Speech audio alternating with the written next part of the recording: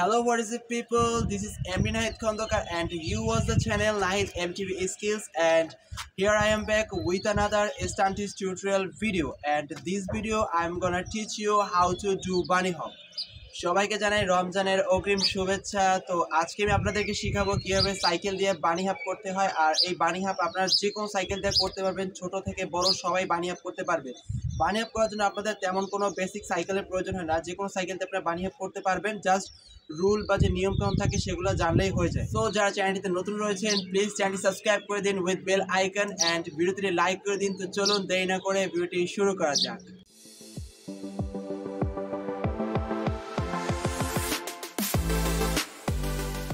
বানি হাপ শেখাটা অনেক জরুরি, কারণ আপনারা যখন রাস্তাঘাটে চলবেন তখন অনেক ভাঙা রাস্তা থাকে, উঁচা নিচা জায়গা থাকে, ঠিক আছে, বা ভাঙা অংশ, ইটের টুকরা থাকে, কংক্রিট থাকে, সেগুলোর উপরে আপনি জাম্প করে যেতে পারেন। এটা আপনার বানি হাপ শেখাটা ভালো বেনিফিট দেয়। তো এই জন্য আপনারা অনেকেই বানি হাপ শিখেন, বাইরের স্টান্ট স্কিল হিসেবে অনেকে বানি হাপ শিখে থাকেন। তো আমি যতটুকু শিখেছি আমি আপনাদেরকে সর্বোচ্চ চেষ্টা দিয়ে ট্রাই করবো যে আপনাদের সুন্দরভাবে বানি হাপটা কীভাবে শিখতে পারবেন সেটা আপনাদের শেখানোর চেষ্টা করবো। তো গাইস, বানি হাপ শেখাটা আমাদের অনেক জরুরি হলেও এটা করার সময় আমাদেরকে সেফটিটা অবশ্যই খেয়াল রাখতে হবে। অনেক সময় প্রো হওয়া সত্ত্বেও আমরা এগুলো ইনজুরি হয়, আমরা প্র্যাকটিস করার সময় আমাদের ক্র্যাশ হয়েই যায়। তো প্রো বা যারা নিউ তাদের ক্ষেত্রে এটা হেলমেটটা অবশ্যই জরুরি, আপনার যেই হয়ে থাকেন না কেন।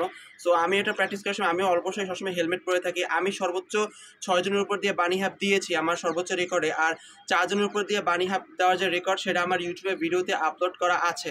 আর যেটা আপনারা স্ক্রিনে এই সাইডে দেখতে পাচ্ছেন, আমি যেহেতু 4 জনের উপর দিয়ে খুব ইজিলি বানি হাপ দিয়ে গিয়েছি, এক্ষেত্রে আমি অবশ্যই হেলমেট পরিনি, তার জন্য আমি দুঃখিত। কারণ অনেক দূরে একটা রাইডে গিয়েছিলাম, তখন হয়তো তারা আমার কাছে রিকোয়েস্ট করেছিল, কিন্তু তখন আমার কাছে হেলমেট ছিল না, তাই বাধ্যতামূলক হেলমেট ছাড়া তাদেরকে দিতে হয়েছে।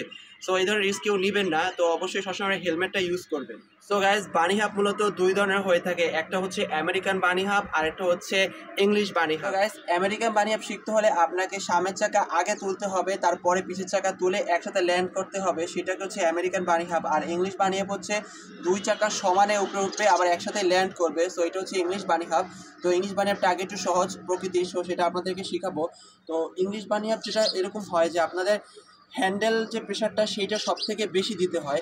যেমন হুলিতে আমরা হ্যান্ডেল প্রেশার 20% রাখি আর প্যাডেল প্রেশার 80% রাখি। সো সেই রকমই বানি হাপ দিতে গেলে আপনার হ্যান্ডেল প্রেশারটা আপনার সব থেকে বেশি দিতে হয়, প্যাডেল প্রেশারটা কম দিতে হয়। তো এখানে একটা বিষয় আছে যে আপনার হ্যান্ড প্রেশার যত বেশি দিবেন, আপনি যত বেশি হাইট তুলতে পারবেন সামনের চাকা দিয়ে, তত বেশি আপনার বানি হাপ উঠবে। সো এই জিনিসটা আপনাকে খেয়াল করতে হবে, আপনার পপ তত বেশি উঠবে। তো বানি হাপ খেলার ক্ষেত্রে আমরা অনেক সময় হাত সোজা রাখি, তো সোজা রাখা যাবে না, আমাদের হাত সবসময় বাঁকা রাখতে হবে। যত হাত বাঁকা রেখে আপনি টান দিবেন অত জোরে আপনার বানি হাপ উঠবে, আপনি পিছের চাকা তত সুন্দর উঠাতে পারবেন। সো এই জিনিসটা আপনাকে খেয়াল রাখতে হবে। যারা বানি হাপ করেন অবশ্যই সবসময় আপনাদের সামনের চাকার দিকেই ফোকাস থাকে, আপনার ফোকাস পুরো সম্পূর্ণ সাইকেলের পিছন সামনে দুই দিকেই থাকতে হবে, এভাবে আপনাদের প্র্যাকটিস করতে হবে। সো গাইস, এখন আপনাদের পিছের চাকা কীভাবে তুলবেন সেটা আপনাদের শেখাবো। তো বানি হাপ পিছের চাকা তুলতে হলে আপনাদেরকে পা যেভাবে ধরেন, আপনার ভিডিওতে দেখতে পাচ্ছেন যে পাটা ভিতর দিকে আপনার বাঁকা করতে হবে, যেমনটা ভিডিও দেখতে পাবেন, আমি হাত দিয়েও দেখিয়ে দিচ্ছি। পাটা ভিতর দিকে ধরে তারপর সেটাকে দুই পা দিয়ে টান দিতে হবে, চাপ দিয়ে আপনার টান দিতে হবে, মানে দুই দিকে বাহিরের দিকে ফোর্স দিয়ে আপনি টান দিবেন, তখন আর পিছের চাকা জেগে যাবে, যেমনটা আপনার ভিডিওতে দেখতে পাচ্ছেন। সো গাইজ, বানি হাপ দেওয়ার সময় আমরা পা অনেক কাছে এভাবে রাখি, কিন্তু এভাবে রাখাটা একদম ভুল। এভাবে কেউ পা রাখবেন না, অনেকে মাঝখানে রাখেন, মাঝখানে রাখার সময় আপনাদের ফোর্সটা সম্পূর্ণ সামনের দিকে থাকে। সো বানি হাপ দেওয়ার ক্ষেত্রে সব থেকে ভালো সিস্টেম হচ্ছে এইভাবে, আপনারা যদি সামনের অংশে, এই নিচের অংশে, মানে একদম সামনেও না একবারে মাঝখানেও না, এটা মিডিয়াম পর্যায়ে যদি এইভাবে রাখেন মানে সাইজটায়, তাহলে আপনাদের বানি হাপ দিতে বেশি সুবিধা হবে, ঠিক আছে। আপনাদের বেশি আপনি ফোর্স অ্যাক্টিভেট করতে পারবেন আপনার বানি হাপের সময়। সো সবসময় পাটা এইভাবে রেখে আপনি বানি হাপে ফোর্স দেওয়ার চেষ্টা করবেন। সো গাইজ, বানি হাপ দেওয়ার সময় আপনাদের যদি এরকমের কাঁটাযুক্ত প্যাডেল হয় তাহলে খুব ভালো হয়, বা যদি প্যাডেলের গ্রিপ থাকে মানে খসখসে থাকে তাহলে খুব ভালো হয়। বানি হাপ দেওয়ার সময় আপনারা খুব ভালো ব্যালেন্স পাবেন। যদি আপনার বানি হাপ দেওয়ার সময় যদি আপনার প্যাডেলগুলোর মধ্যে কাঁটাযুক্ত বা খসখসা না থাকে, তাহলে আপনাদের পাও স্লিপ করার ভয় থাকে। বানি হাপ করবেন তখন প্রেশার দেওয়ার সাথে সাথে আপনার পায়ে ভাবে স্লিপ করে যাবে, স্লিপ করে তখন আপনি পরে পাটা ব্যথা পেতে পারেন বা আপনার পায়ে অনেক বড় ইনজুরি হতে পারে। সো এই জিনিসটা আপনাকে খেয়াল রাখতে হবে। আপনার সবসময় খেয়াল রাখবেন যেন আপনার প্যাডেলটা সবসময় এরকম কাঁটাযুক্ত বা গ্রিপযুক্ত থাকে, তাহলে আপনার বানি হাপ দিতে খুব সুবিধা হবে। এইভাবে মূলত আপনাদের বানি হাপ তুলতে হবে। আর আপনাদের বানি হাপ তোলার সময় হ্যান্ড প্রেশার আর প্যাডেল প্রেশার সমানভাবে ধরে আপনি হাতের সামনের চাকা যেভাবে টান দিচ্ছেন, পিছের চাকা ওই একইভাবে পা বাঁকা করে চাপ দিয়ে আপনাদের টান দিতে হবে, তাহলে আপনাদের বানি হাপটা জাগবে বা আপনার সাইকেলের পিছের চাকাটা পপ হবে। কিন্তু অনেকে এই ক্ষেত্রে ভুল করে কি, আপনারা অনেকে আছেন ব্রেকে হাত রাখি বা ব্রেক চাপ দিয়ে ফেলে রানিংয়ের সময়, মনের ভুলেও কেউ ব্রেক চাপ দেবেন না।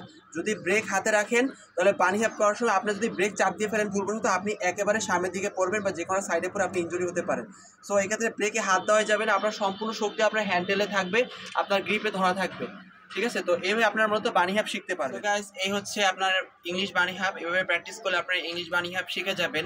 আর এটা আপনারা একদিনের ভিতরে আনলক করতে পারবেন, কারণ আমি একদিন লেগেছে মাত্র আনলক করতে।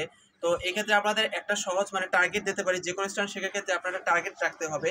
সো আপনি একটা ইট বা একটা বোতল বা একটা কিছু রাখতে পারেন, যেটার উপর দিয়ে আপনি পানি হাঁপতে চেষ্টা করবেন। যত পর্যন্ত না আপনার 2 চাকাটার উপর দিয়ে মানে জাম্প করে যাচ্ছে, শূন্যের উপর দিয়ে ভেসে যাচ্ছে, তত পর্যন্ত আপনারা ওইটারে টার্গেট করে রাখবেন। যখন আপনি এটা টার্গেট হয়ে যাবে তখন ওর থেকে একটু বড় কিছু ধরবেন। তো সব কিছুতে আপনার টার্গেট রাখতে হবে, একটা ফোকাস রাখতে হবে।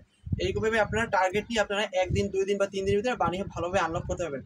1 সপ্তাহ প্র্যাকটিস করলে আপনারা আশা করি বানি হাবটা ভালোভাবে আনলক করতে পারবেন। সো গাইস এই ছিল আজকের বানি হাব টিউটোরিয়াল। বাংলাতে আমি যথেষ্ট সম্ভব চেষ্টা করেছি আপনাদেরকে একদম ডিটেইলসলি কীভাবে শিখবেন সেটা আপনাদের চেষ্টা করার জন্য। আর আমিও নিজে প্র্যাকটিস করছি এখন আগের থেকে, যেহেতু রমজান মাস চলছে তাই একটু গাইস লেট করে ভিডিও আসছে, তার জন্য আমি সরি। আপনাদের কাছে ভিডিওটি কেমন লেগেছে আপনারা অবশ্যই কমেন্ট করে জানাবেন। আর এরপর আপনারা কোন ধরনের টিউটোরিয়াল চান কমেন্ট করবেন আমাকে। যদি সেই স্ট্যান্ডটা আমার হাতে থাকে বা আমি যদি সেটা আমার আনলক করা থাকে, তাহলে আমি আপনাদের সেটা নিয়ে টিউটোরিয়াল ভিডিও বানিয়ে দেওয়ার চেষ্টা করব। আর অন্য কোনো বিষয়ে যদি মতামত থাকে অবশ্যই আমাকে কমেন্ট করে জানাবেন, আমি আপনার যথাসম্ভব চেষ্টা করবো তার রিপ্লাই দেওয়ার জন্য, কারণ আমি সবার কমেন্টে রিপ্লাই দিয়ে থাকি। সো যারা চ্যানেলটিতে নতুন এখনও রয়েছেন, যারা চ্যানেলটি এখনও সাবস্ক্রাইব করে নিতে জলদি করে চ্যানেলটি সাবস্ক্রাইব করে দিন উইথ বেল আইকন, অ্যান্ড ভিডিওটি লাইক করে দিন, কারণ আপনাদের একটি লাইক আমাকে মোটিভেট করে ভালো ভালো সব ভিডিও তৈরি করার জন্য। সো গাইজ দেখা হবে নেক্সট অন্য কোনো নতুন টপিকের ভিডিওতে, তত সে ভালো থাকুন। আসসালামু আলাইকুম।